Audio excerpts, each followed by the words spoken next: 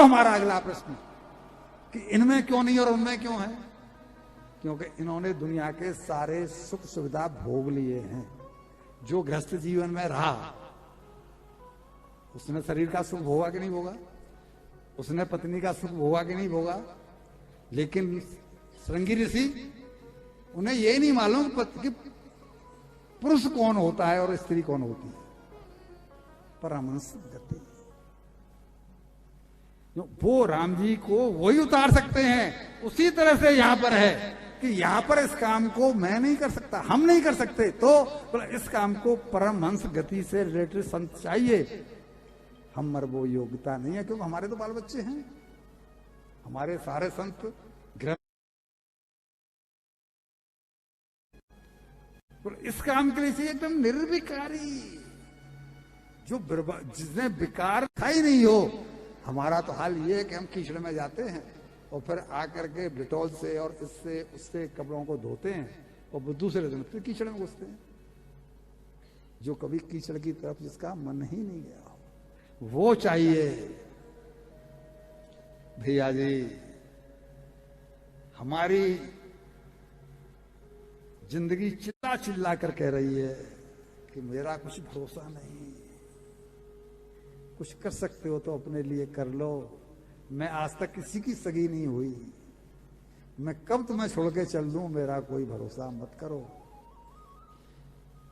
हम न सुने बात तो अलग है। जब किसी भी महात्मा ने उत्तर नहीं दिया तो भगवान से डोर लग गई फिर दोबारा कि प्रभु केवल 7 दिन है, हर घड़ी बीतती चली जा रही है, अगर यही निकल गया तो 7 दिन निकल जाएंगे। इतने बड़े बड़े, इसमें पाराशर ऋषि भी हैं, इनमें इनके पिताजी भी हैं सुखदेव जी के, वेद व्यास जी वहां पर हैं। इतने बड़े बड़े संत मेरे सामने हैं और मेरे इस प्रश्न का उत्तर नहीं दे रहे हैं, तो कैसे होगा? मैं क्या करूं, मैं कहां जाऊं?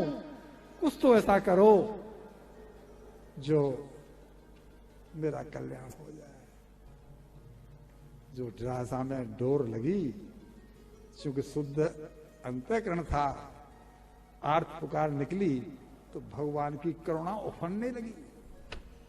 भगवान को हम करुणा निदान कहते हैं नहीं कहते, भगवान को हम करुणाकार कहते हैं नहीं कहते।